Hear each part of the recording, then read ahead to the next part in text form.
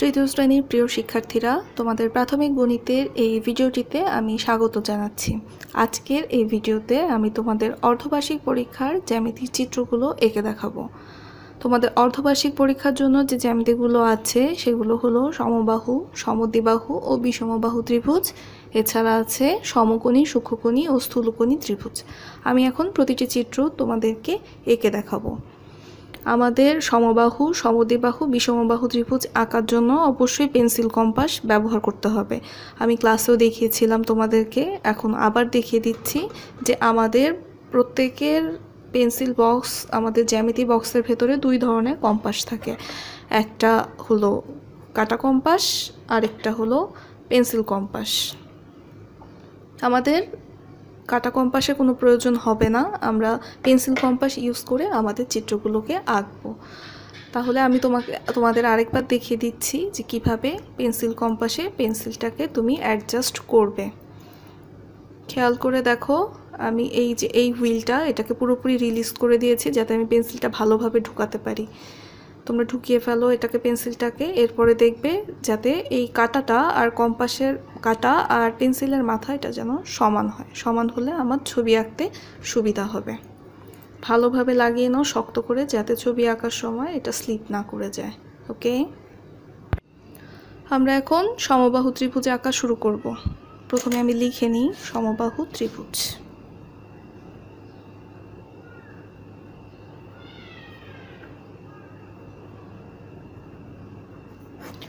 সমবাহু ত্রিভুজের সংজ্ঞা ছিল যেই ত্রিভুজের তিন বাহু সমান তাকে সমবাহু ত্রিভুজ বলে।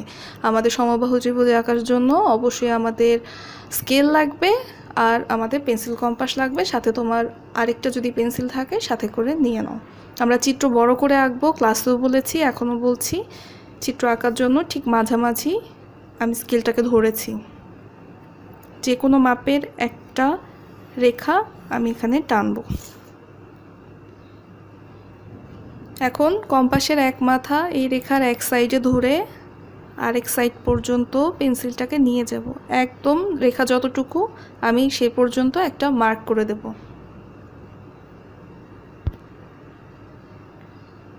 এবার ঠিক রেখার উল্টো দিকে আমি একটা বৃত্তচাপ আঁকব। এই যে আমি দাগটা দিলাম, এই দাগটাকে বলে বৃত্তচাপ। একই মাপ নিয়ে আমি ঠিক এই দাগটার সাথেই আরেকটা বৃত্তচাপ আঁকবো। দেখো একটা ক্রস চিহ্নের মতো হয়ে গিয়েছে। তোমরা অনেকেই একা একাই ক্রস চিহ্নটা দিয়ে ফেলো কম্পাস ব্যবহার না করে, তাহলে কিন্তু চিত্র পুরোটাই ভুল হবে। এখন যে তিনটা ডট আমি দিয়েছি, ডট বরাবর জাস্ট আমি রেখা টেনে দেব। যেহেতু একই মাপ তিন দিকেই আছে, এই কারণে এটা হয়ে গেল সমবাহু ত্রিভুজ।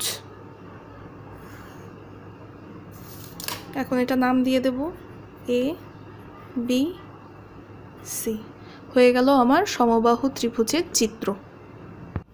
এখন আঁকবো সমদ্বিবাহু ত্রিভুজ। আমরা জানি সমদ্বিবাহু ত্রিভুজের সংজ্ঞা হলো যে ত্রিভুজের দুই বাহু সমান তাকে সমদ্বিবাহু ত্রিভুজ বলে।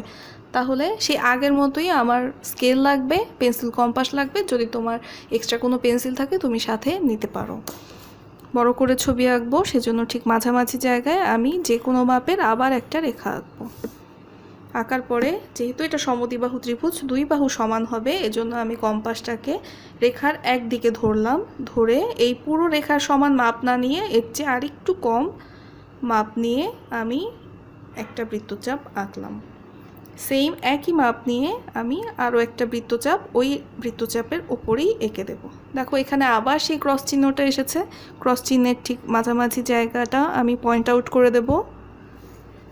এরপর ঠিক একইভাবে আগের ছবিটার মতোই দুটো ডট যোগ করে দেব। ডটের বাইরে যাবে না দাগ। এখানেও দুটো ডট যোগ করে রেখাটা এঁকে দেব। দেখো ভালো করে খেয়াল করো, এখানে যে আমাদের বৃত্তচাপ দুটো ক্রস এসেছে, এটাকে আমার সুন্দর করার জন্য মোছার কোনো দরকার নেই। এই রেখাটা, এই বৃত্তচাপ দুটো এরকমই থাকবে, যেরকম আছে ঠিক সেরকম থাকবে। তাতে বোঝা যাবে যে তুমি কম্পাস দিয়ে এঁকেছো। তোমরা নিজেরা উপরের দিকে এই বৃত্তচাপগুলো এমনি এঁকে ফেলো। এমনি যদি এঁকে ফেলো তাহলে কিন্তু এটা হবে না, কারণ টিচার দেখলেই বুঝে যাবে যে তুমি এটা কিভাবে এঁকেছো। একইভাবে নাম দিয়ে দিই এ বি সি। হয়ে গেল সমদ্বিবাহু ত্রিভুজ। এবার আমরা বিষমবাহু ত্রিভুজ আঁকবো। বিষমবাহু ত্রিভুজের সংজ্ঞা তো আমরা জানি, যে ত্রিভুজের 3 বাহুই অসমান তাকে বিষমবাহু ত্রিভুজ বলে। তার মানে এখানে 3টা বাহুর মাপ 3 রকম হবে, কোনোটাই একটা আরেকটার সাথে মিলবে না।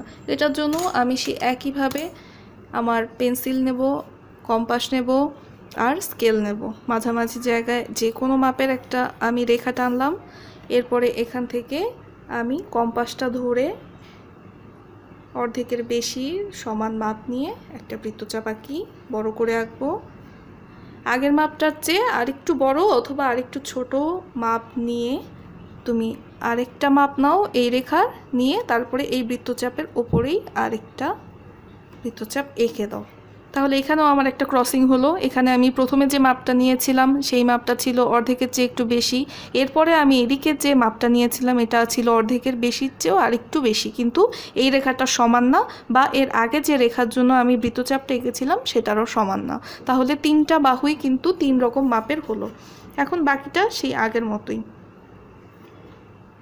3 বাহুকে পয়েন্ট আউট করে যোগ করে দেব, তাহলেই হয়ে যাবে বিষমবাহু ত্রিভুজ। অবশ্যই কম্পাস ব্যবহার করবে, পেন্সিল কম্পাস ব্যবহার করে আঁকবে। আগের মতোই নাম দিয়ে দেব এ বি সি, হয়ে গেল বিষমবাহু ত্রিভুজ। আমরা এখন সমকোণী ত্রিভুজ আঁকবো।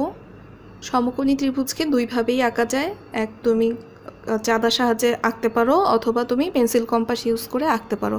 যেহেতু তোমরা এখন মাত্র ক্লাস 3তে পড়ো, তাই তোমাদের সমকোণী, সূক্ষ্মকোণী, স্থূলকোণী ত্রিভুজ চাইলে তোমরা পেন্সিল কম্পাস ইউজ করে আঁকতে পারো, অথবা তোমরা চাইলে চাঁদার সাহায্যে সমকোণী ত্রিভুজটাকে আঁকতে পারো। আমি দুইভাবেই দেখিয়ে দেবো এখন তোমাদেরকে। যদি তোমাদের পক্ষে সম্ভব হয় সমকোণী ত্রিভুজ এই চাঁদার সাহায্যে না এঁকে পেন্সিল কম্পাসের সাহায্যে আঁকার জন্য, তাহলে সেটা খুবই ভালো হয়। আর যদি না পারো তাহলে কোনো প্রবলেম নেই, চাঁদার সাহায্যেও আঁকতে পারবে। এক্ষেত্রে যে চাঁদাটা আমরা ব্যবহার করব, দেখো একদম ফ্ল্যাট চাঁদা হতে হবে। এই চাঁদাটা ইউজ না করলে, অন্যান্য চাঁদা ইউজ করলে দেখা যাবে আমাদের ছবি আঁকতে কিছুটা সমস্যা দেখা দেবে। তাহলে শুরু করি সমকোণী ত্রিভুজ। প্রথমে চাঁদার সাহায্যে যে কোনো মাপের একটা রেখা নিন। এখন ঠিক রেখা বরাবর এই চাঁদার যে দাগটা আছে এই দাগটাকে ঠিক রেখার এখানে নিয়ে আসবো, একদম একসাথে মিলিয়ে ফেলবো। আর সমবাহু ত্রিভুজের সংজ্ঞা হচ্ছে যে ত্রিভুজের এক কোণ সমকোণ বা 90 ডিগ্রি হবে তাকে সমকোণী ত্রিভুজ বলে। অতএব দেখো এইখানে আমি একদম কর্নারের যেখানে 90 ডিগ্রিটা আছে সেখানে আমি আমার রেখার প্রান্তভাগটা নিয়ে গিয়েছি। এখান থেকে যে 90 ডিগ্রি পর্যন্ত যে গিয়েছে 90-র বরাবর আমি একটা ডট দেব। এরপরে শুধু আমি এটাকে মিশিয়ে দেব, একসাথে একটা রেখা টেনে দেব, তাহলে এটা আমার সমকোণী ত্রিভুজ হয়ে যাবে।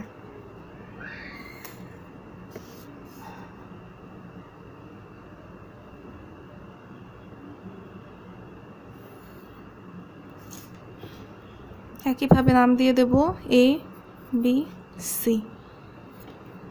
যেহেতু সমকোণী ত্রিভুজটা পেন্সিল কম্পাসের সাহায্যে আঁকাটা একটু কষ্টকর, সেজন্য তোমরা যদি পরীক্ষার সময় এভাবে চাঁদা ইউজ করে আঁকো সেটাও হবে, অথবা কেউ যদি পেন্সিল কম্পাস ইউজ করে আঁকো সেটাও হবে। আমি পেন্সিল কম্পাসের সাহায্যে কিভাবে আঁকা যায় সেটা একটু দেখিয়ে দিচ্ছি। যে কোনো মাপের একটা রেখা নেব। পেন্সিল কম্পাস আমার আগে থেকে তো লাগানোই আছে। আমি যে কোনো একটা বৃত্তচাপ আঁকবো। কীভাবে আঁকবো, এখানে এই রেখার এই বিন্দুতে আমি ভালো করে কম্পাসটাকে লাগাবো, এরপর যে কোনো একটা মাপ দিয়ে আমি একটা বৃত্তচাপ আঁকবো। কীভাবে, রেখাকে স্পর্শ করে এদিকে।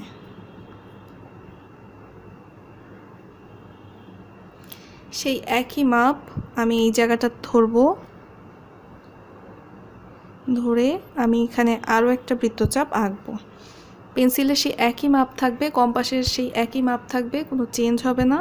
আবার এখানে ধরবো, ধরে সেই একই মাপ দিয়ে এখানেও আরেকটা বৃত্তচাপ আঁকবো। এখানে একটা আঁকবো, এখানে একটা ক্রস আঁকবো।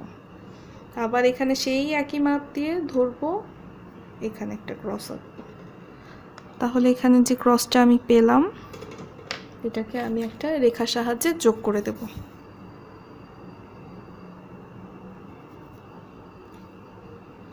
রেখাটা খুব বেশি বড় করার দরকার নেই।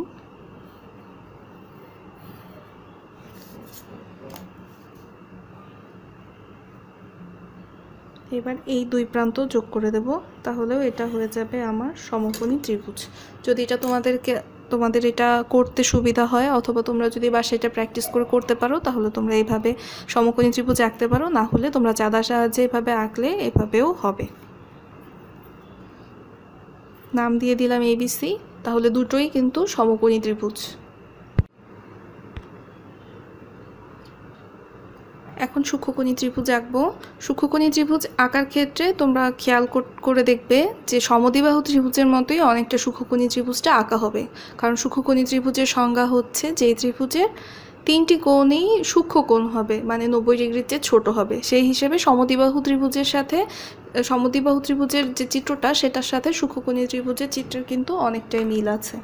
এখানে আমি কম্পাসের সাহায্যে তোমাদের দেখিয়ে দিই। যে কোনো একটা রেখা আঁকবো, স্কেল দিয়ে যে কোনো একটা রেখা আঁকো। তারপরে সেই সমদ্বিবাহু ত্রিভুজে আমরা যেমন এঁকেছিলাম, যে কোনো এক জায়গাতে ধরবো, যে কোনো একটা মাপ নেব। এই পুরো রেখার চেয়ে ছোটই হবে সেটা, বৃত্তচাপ আঁকবো। চাইলে তুমি সেই একই মাপ নিয়ে বৃত্তচাপ আঁকতে পারো, অথবা তার চেয়ে ছোট বা বড় করেও তুমি আঁকতে পারো, কোনো অসুবিধা নেই।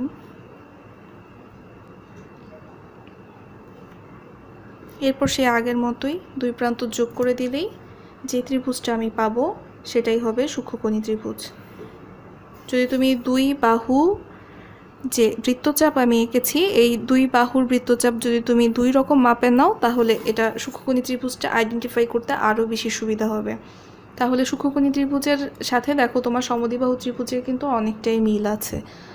হয়ে গেল সূক্ষ্মকোণী ত্রিভুজ। এটার একটা নাম দিয়ে দিই ABC। এখন সর্বশেষ ত্রিভুজ স্থূলকোণী ত্রিভুজ। এই স্থূলকোণী ত্রিভুজ আঁকার জন্য আমি পেন্সিল কম্পাস ইউজ করব না, আমি এটা চাঁদার সাহায্যে তোমাদেরকে দেখিয়ে দিচ্ছি। স্থূলকোণী ত্রিভুজের ছিল একটি কোণ 90 ডিগ্রির চেয়ে বড় হবে, সেটা হচ্ছে স্থূলকোণী ত্রিভুজ। তাহলে যে কোনো মাপের একটা রেখা নেই,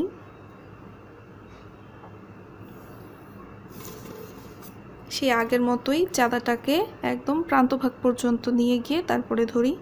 90 ডিগ্রির চেয়ে বড় হবে যে কোনো একটা কোণ, এই কারণে 90 ডিগ্রির চেয়ে বড়। দেখো নিচে 100 আছে, 110 আছে, 120, 130 আছে, তোমার ইচ্ছা মতো যে কোনো এই সাইডের যে কোনো একটা বড় সংখ্যা, 90-এর চেয়ে বড় সংখ্যাতে তুমি একটা পয়েন্ট আউট করো। আমি 120 ডিগ্রিতে করছি।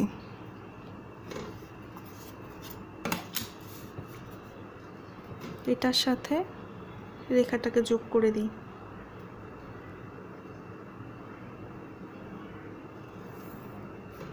এবার অপর দুই বাহুকেও যোগ করে দেব।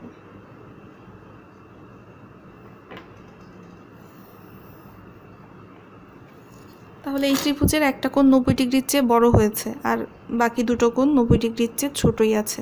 তাহলে এই ত্রিভুজটা হয়ে গেল স্থূলকোণী ত্রিভুজ। নাম দিয়ে দিলাম ABC।